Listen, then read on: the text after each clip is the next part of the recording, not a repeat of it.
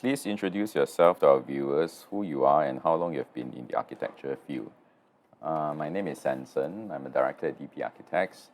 I've been in this profession for close to 18 years, yeah, since I first graduated. Second question. What inspired you to study architecture? Honestly, as a young student then, I was quite intrigued by or fascinated by all these tower cranes in the buildings when they're in construction rather. And why I say fascination is how the building slowly gets built, and as a result of that, the cranes will just keep getting engulfed, so-called by the matter, the building form. And one day it will disappear, the crane will disappear. So I always wonder how this whole process, this whole construction worked, and how did it happen overnight or over a period of time. And secondly, is also, I don't really like science, and I want to do something that is not in the office setting, and really just want to express myself. So that was the reason why, after going through all the courses, architecture seems the most appropriate then. Yeah. It's a naive thing, but I'm glad I did it. Third question. 3 words to describe your time as an architecture student. Relentless, repetitive, and at the same time, critical. Yeah. So that was, I think, most appropriate. Now that I'm practicing, the same 3 words, except I will replace repetitive with realistic. So realistic, relentless, critical. Can you share with us one of your most memorable anecdotes you had as an architecture student? Most memorable. We are very close knit, and we stay all the time in the studio. Yeah. We will go to the supper stretch, what you call the supper stretch. Actually, last time we call it feng sing. Now you call it supper stretch and don't know what other terms you'll use. But to us, it's always feng sing, feng sing, feng sing. So we will go there, walk all the way there, chat along the way, de-stress, discuss, share ideas, share criticisms, of course, gossip, blah, blah, blah. And then after that, go back studio after midnight and carry on doing. Yeah, so it's always playback. Yeah, it's like Groundhog Day, but it's quite fun, even though that's like Groundhog Day. And of course, we always prank each other just to liven up the whole nighttime quietness. And birthday pranks. We used to go up to the roof. Now you can't do that anymore. Really, the rooftop where we would grab hold of the birthday boy all the way to the roof, strip the fella naked, really naked, nothing on under the moonlight, and then we will throw all the clothings, including everything, down, and we will run away. So my poor friend will slowly inch his way down the staircase and find himself a cupboard and just cover and walk away back to the studio and started cursing and swearing. Yeah, but that's fun. Yeah. So we do that regularly. So when they have a birthday, they know they won't come to studio.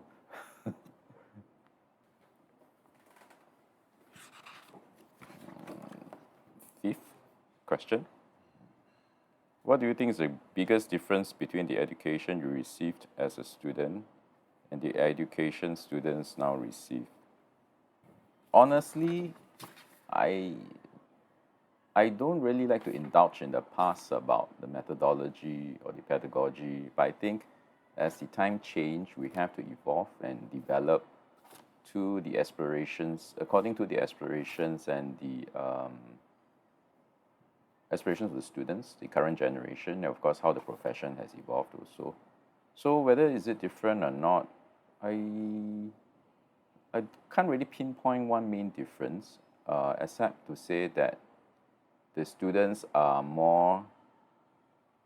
The students now are more vocal. Social media, TikTok, Instagram, YouTube, so there are a lot more resources. So I think what is good is the students have more outlet for expression, and of course indirectly translate to maybe more critical design, maybe more exploratory design, maybe.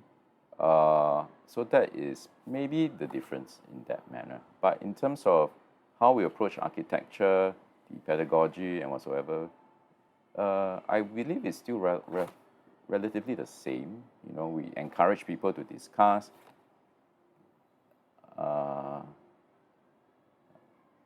Different mode of media now, yeah. Zoom, Miro, pinups, yeah. So actually even more media for you to do. So, yeah. Has social media changed the way you practice? Yes. Has it changed the way you practice? Yes, because clients are getting more and more savvy, yeah, more and more knowledgeable. They know what to look out for. In fact, a lot of architects or even graduates, right, they will cross over to become developers. I won't call it the dark side. Maybe it's the bright side. It depends how you see it. But they know more, so they will know what to look out for. And as a result, we need to constantly upgrade, evolve, renew, approach the way we approach architecture in order to connect with the generation change. The new generation of client as well, even authorities. So this is a very interesting profession where you don't just stay static. That's why I say don't indulge in the past all the time. We need to move forward and then create new discussion, new dialogue, new methodologies. Yeah. Okay, I can't remember which number question really, but in today's context, where the virtual space is so real in our daily lives, how much do these physical spaces matter? I think we can't ignore this virtual reality thing. Even so, now with this metaverse that we're talking about, it's a very real thing, and I'm quite sure within the next decade, this will boom, and this will be very, in a way, scary, at the same time, very exciting, So I want to see what is happening in this, yeah. But at the same time, I think the sensorial aspect of being in the virtual world is very real. It can be very real, when you're immersed in it totally. It's like a movie setting, But at the same time, physical is important. Everyone would say that because I think technology so far have not been able to replicate or replace this tactile quality of touching, the sensation of it. So until the technology can do that, maybe virtual world is the way, but that will take many years probably, or maybe I'm wrong. Yeah, maybe someone has developed that already. But in terms of the shadow play, sun shadow kind of volumetric feel, right? If you are immersed in that world, actually, it's quite real, So I can understand when people say the virtual world is very exciting. So you have some fun experiences with the virtual world. I do have. I mean, people have tried all these goggles thing, and even clients now are into all these AR, VR, augmented reality, or even the hybrid, sort of.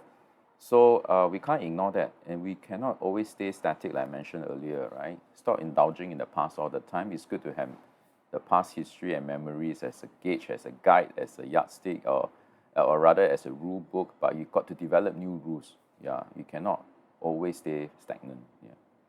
So, but having said that, like I mentioned, the heart matters, the touch matters. So the physical part is still important at the moment. But once technology can overtake it, then we'll see how it goes again. Yeah. Okay, next question. Based on your experience,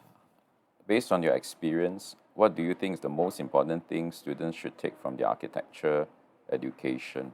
I always hope that the students will question more, be self-critical, develop your own, or even adapt and morph it and change it and come up with your own guidebook, your own rule book, your own methodology on how you want to approach architecture, you know. If you need to copy, adapt from there. And even sometimes, and you need to also ask yourself, why do you want to do architecture from time to time, you know? Because it doesn't mean you start this course, you must end up being an architect. You got to move beyond that. That's the old way of thinking, yeah. You can do many other things. So don't be so stressed out by all these things, you know. Ask yourself when you do architecture, why do you want to be an architect? So these are the two very important critical questions I think you have to ask yourself. Yeah. You spoke about not having to necessarily practice architecture after your architecture education. If you were an architect, what would you have done? If I weren't an architect, if I weren't an architect, people asked me that 10 years ago. I don't have an answer, but if you ask me before doing architecture, yesterday someone asked me that. I said I want to be a veterinarian. Yeah, I love animals a lot, especially dogs. Very cliche, but it's true. But if he asked me to do the creative line, probably filmmaking. I don't know. The process of editing, storytelling is very real, and it's very exciting to me. How to sync dialogue with visual, with music, with the whole narration, you know, the plot even. So how to twist the plot, how to not do the usual way. That probably I may try to venture into, yeah, if I were to restart. Any favorite films? Don't say this kind of thing. Yeah.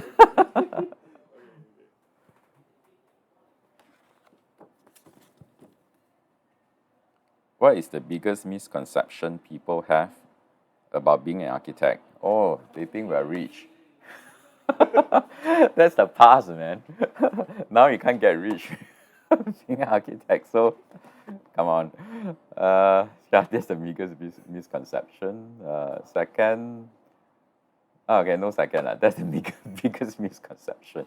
You know what I mean when you graduate and you have relatives telling you, "Wow, you're architect, you're very rich." Blah, blah, blah. Yeah, right. I hope I'm not dampening your dreams, but yeah, to be honest, how rich you want it to be is also up to you, right? Yeah, whether you can afford a car or afford a decent meal, or afford a decent attire, it's different level value system. So depends what you think of. Yeah. Okay. Okay. Wow, still have. Okay. You've been known to describe space as a giant machine. How will you prioritize desires within a space known to be a machine? And how will the complexity of its cogs be analyzed and dissected? Yeah. So I think the reason why I say that is because I think in a setting, I always believe the environment, the space is a certain setting, the noun set, right? So that's how the different part of it, the lighting, the ventilation, the furniture, the flooring, the finish, the walls, etc., the texture, the color, everything comes into play, you know. So those are the cogs and the wheels, if I want to put it that way. And as innocuous as it may seem to be, even a small little object, a chair, it says a certain thing, maybe. Yeah, maybe at the moment it doesn't mean anything. It's harmless. It's quite pointless, but it develops a certain memory hardwired somehow. You know, someday when the furniture is not there, you'll feel like something is missing, something's wrong, right?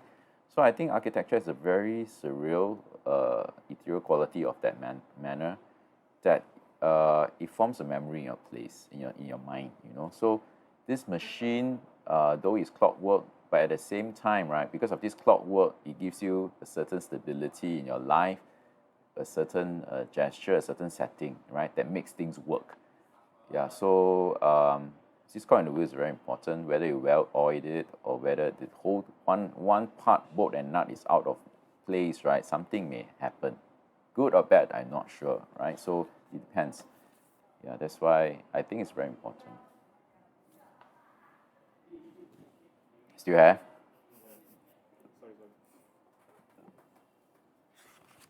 Sorry. How would you wish for the industry to develop in Singapore in the next 20 years?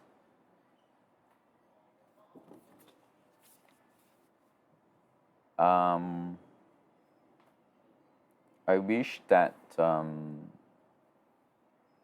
this is a very, very tough question. Tough because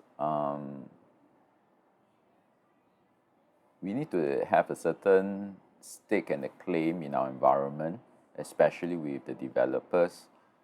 And I hope that developers appreciate local architects as much as they appreciate foreign architects.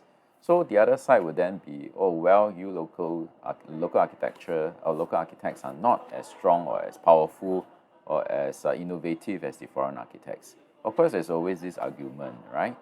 But always look at the positive side of the things, and give it a chance or give it a push, right? Must be a signifier. If not, the signifier will never happen.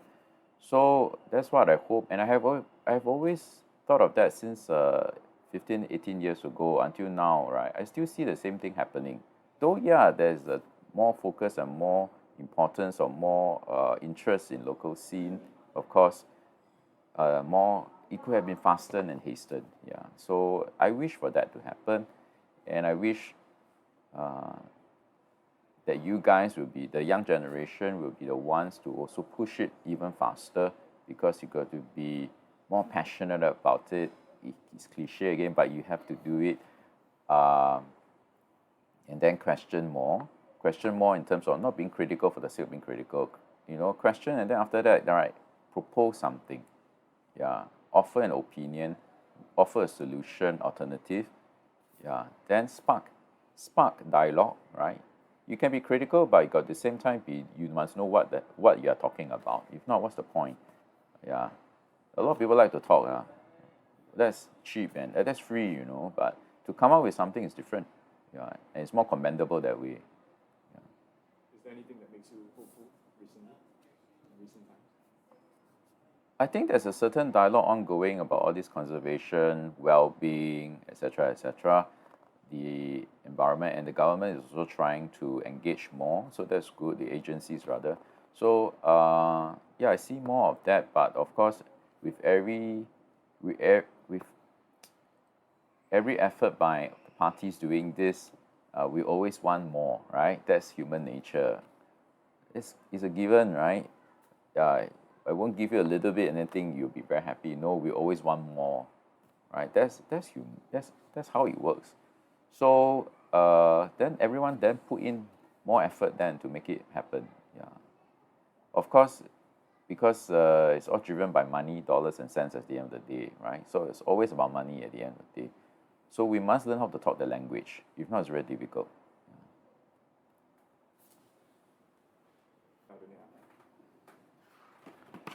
What is the most rewarding part of being an architect?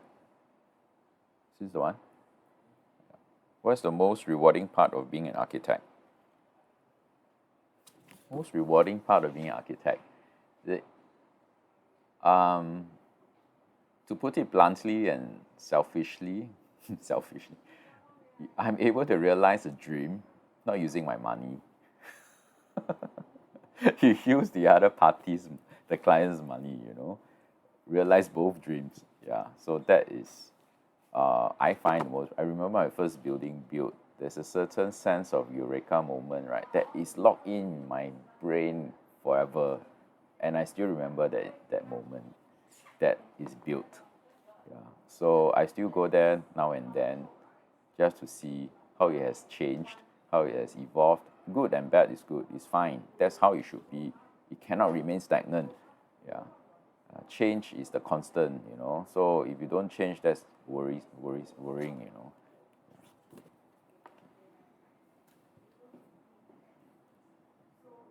还有吗？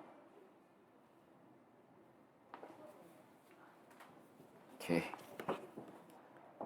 What is one piece of advice you would give to all architecture students out there now? I think, like I mentioned earlier, ask yourself question yourself, why do you want to do architecture? Why do you want to be an architect? Yeah. So that's one advice to you. Then you are able to formulate and to think and to self-reflect. Self-reflection is very important. At the end of each day, sometimes even if you are very tired, just have a 1 to 5 minutes moment of your time to self-reflect. What have you done today? Why didn't you do this? And what went wrong or what went right? And even if it went wrong, right, is it wrong? You know, is there a better way to put it? And what's the positive thing out of the negative thing? You know, then probably the next day will be better. You feel better at it. You know how to tackle it better. Your experience from yesterday will be harnessed into better use for the future, right? So always self-reflect, question, formulate a certain methodology in how you work in school or even as in life in general. Yeah, there will definitely be ups and downs. Definitely will be. Sometimes I will also be very vexed by certain issues, frustration, negativity. But always remember, right? Negativity begets more negativity. You just spiral out of control. So try to inject a little bit of positivity to erase away the negative part, right? So that you become a bit more positive again, then you spiral upwards, you know? So be careful of this spiraling out of control. It's very real because it's how human works, right? Unless you're so strong-willed, right? Not many of us are strong-willed.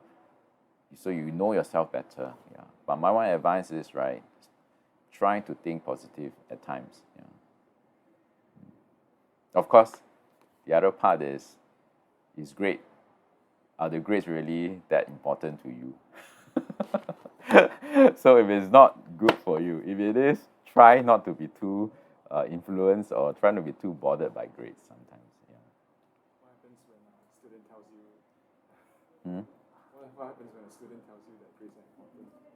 What happens? Okay, if grades are important to you, which is expected, right? Because that's how the system in Singapore probably is, how it is.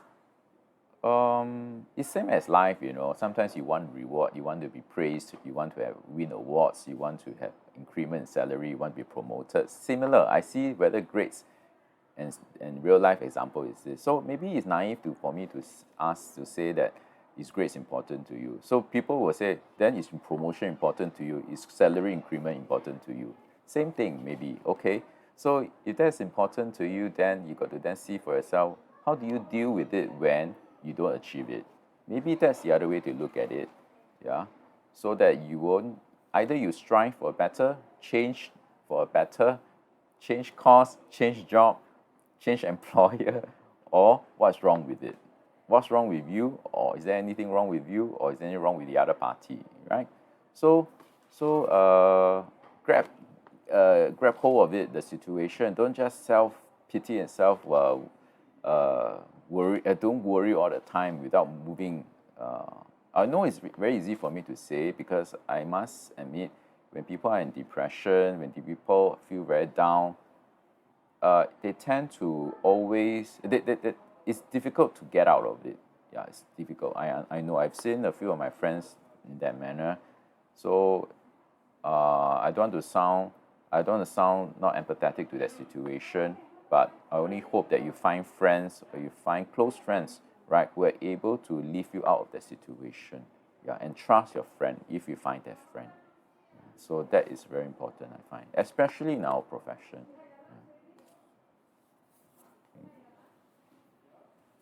Okay, it's a long answer to a short question.